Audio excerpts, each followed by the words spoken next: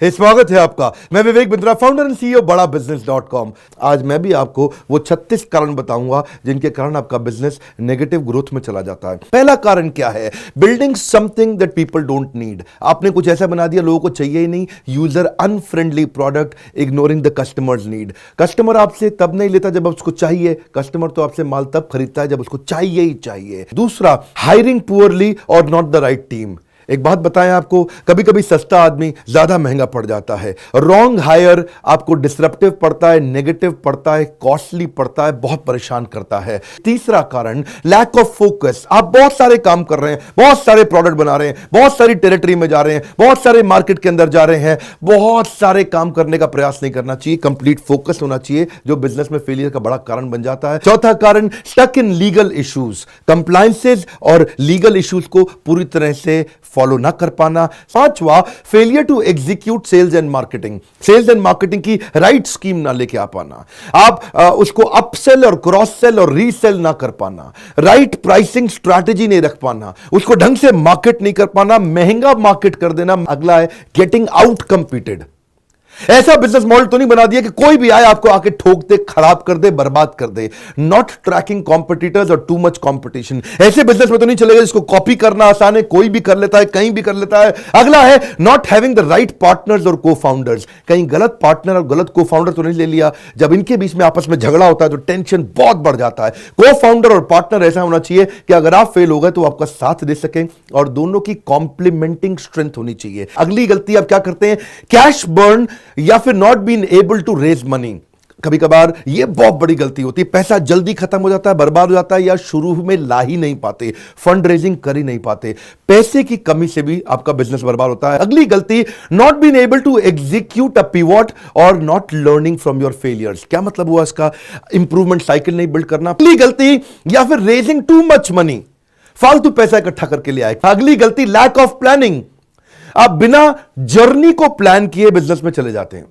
Journey को plan करने के लिए बिना मेंटोर के, बिना कोच गाइड ट्रेनर के जब आप बिजनेस में जाते हैं दिक्कत होती है। तो मैं प्लानिंग के साथ मेंटर, कोच, गाइड, ट्रेनर भी साथ में ही इंक्लूड करना चाहता हूं। अब अगला पॉइंट लेता हूं मैं, चेजिंग इन्वेस्टर नॉट यूजर। अच्छा, कुछ बेचारे स्टार्टअप में गलती क्या कर देते हैं, वो इन्वेस्टर के पीछे भागते हैं, यूजर को कभी समझते ही नहीं है। यूजर के लिए जो प्रोडक्ट बनाना था उसकी कभी बात ही नहीं करी, इन्वेस्टर के पीछे जिंदगी बिता दी, भागे जा रहे इन्वेस्टर मिल जाए, इन्वेस्टर मिल जाए। और अगर आपने यूजर पे फोकस किया तो इन्वेस्टर की जिंदगी में जरूरत नहीं पड़ेगी। यूजर आपको एडवांस पैसा देगा। यूजर मतलब आपका कस्टमर। अगला है लीडरशिप या स्ट्रैटेजी का फेलियर होना। कभी कभार स्ट्रैटेजी ठीक नहीं बना पाते, स्ट्रैटेजी की समझ नहीं है हमारे को। स्ट्रैटेजी बिजनेस में अमूमन लगभग 50 प्रकार की होती हैं। वो कौन सी 50 प्रकार की स्ट्रैटेजी है वो जानने के लिए एवरीथिंग अबाउट एंटरप्रेन्योरशिप, इसके बारे में मैं बाद में बताऊंगा। अगली गलती, आपके पार्टनर्स और अलायंसेस ही ठीक नहीं थे। जो आपके वेंडर, आपके कॉन्ट्रैक्टर, आपके इन्वेस्टर, आपके पार्टनर, अगर आपका सप्लायर कमजोर है तो आपका एंड प्रोडक्ट हमेशा ही कमजोर जाएगा। अगली गलती, डिफरेंशिएशन बिल्ड नहीं किया, नो डिफरेंशिएशन।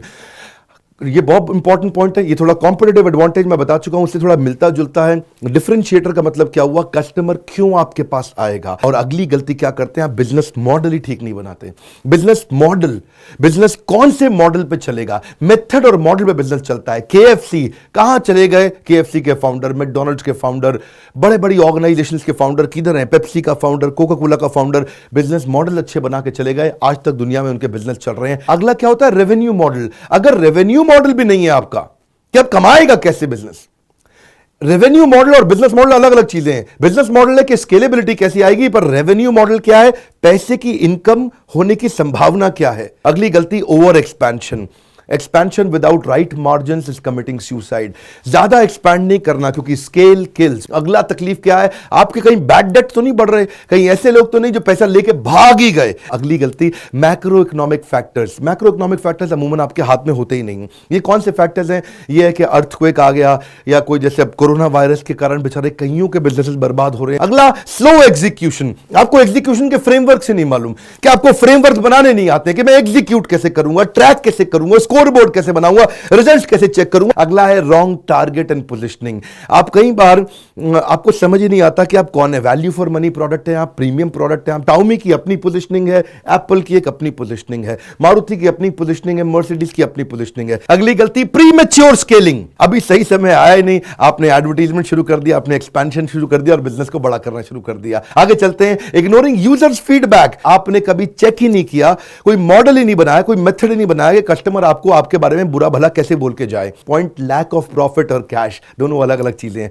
प्रॉफिट क्या है, 100 का माल 150 में बेचा, उसको बोलते हैं प्रॉफिट। और कैश क्या है, 100 का माल 150 में बेचा लेकिन पेमेंट आई नहीं, 3 महीने 6 महीने पेमेंट डिले हो गई, बहुत बड़ा कारण है बिजनेस फेलियर का। Next point, wrong time to market. आपकी टाइमिंग ही ठीक नहीं थी बिजनेस की, आपने वो प्रोडक्ट अभी लॉन्च कर दिया, उस प्रोडक्ट की जरूरत नहीं थी। अगली गलती, इनएडिक्वेट इन्वेंट्री मैनेजमेंट। कहीं ऐसा तो नहीं कर दिया इन्वेंट्री बड़ी सारी ला के रख दी है, ब्लॉक कर दिया, जिसके कारण आपकी कैपिटल, आपका पैसा पूरा ब्लॉक हुआ पड़ा है। नेक्स्ट पॉइंट, आप उस बिजनेस में घुस गए जिसमें प्रॉफिट है लेकिन आपका पैशन नहीं है, वो बहुत बड़ी गलती है सर, सुनिएगा मेरी बात को। ऐसे धंधे में तो नहीं घुस गए जहां प्रॉफिट तो शायद दिखता है पर आपका पैशन था ही नहीं। नेक्स्ट पॉइंट, बहुत भारी गलती, स्केलिंग विदाउट टेक्नोलॉजी। बिजनेस बड़ा करने निकले थे, टेक्नोलॉजी आपने बिल्ड नहीं करी, बिना टेक्नोलॉजी के बिजनेस कभी बड़ा नहीं करते। Next point, personal use of business fund. आप लोन लेके तो आ गए लेकिन पैसा आपने अपनी गाड़ी में लगा दिया, बड़ी गाड़ी खरीदूंगा, बड़ा फार्म हाउस, बड़ा मकान। नेक्स्ट पॉइंट गलती क्या है, नो सक्सेशन प्लानिंग। आपने अपनी अगली लीडरशिप नहीं तैयार करी, अपनी अगली टीम नहीं तैयार करी। Next point, failure to identify opportunity gap. आप ऐसे बिजनेस में तो नहीं चले गए जहां पे आप अपॉर्चुनिटी गैप ही नहीं समझ पाए। नेक्स्ट पॉइंट क्या है, बैड प्रोडक्ट एक्सपीरियंस। ऐसे तो नहीं कर रहे कि कस्टमर जो प्रोडक्ट ले रहा है वो लेके तो जाता है लेकिन वापस लौट के नहीं आता। ये वाली गलती थोड़ी फर्क है। ये क्या है, अनट्रेन्ड और डिसहार्मोनियस टीम मेंबर। आप टीम लेके तो आ गए पर अपनी बदलती ऑर्गेनाइजेशन के हिसाब से आप उनको ट्रेन नहीं कर पा रहे या उनके आपस के झगड़ों को सुलझा नहीं पा रहे। पॉलिटिक्स के कारण आपकी एग्जीक्यूशन स्लो हो जाएगा। जब एम्प्लॉयज की एम्प्लॉयज से नहीं बनती तो स्पीड कमजोर हो जाती है। ये बहुत बड़ी तकलीफ का कारण बनता है क्योंकि अल्टीमेटली आपकी टीम ही आपको आगे लेके जाने वाली है।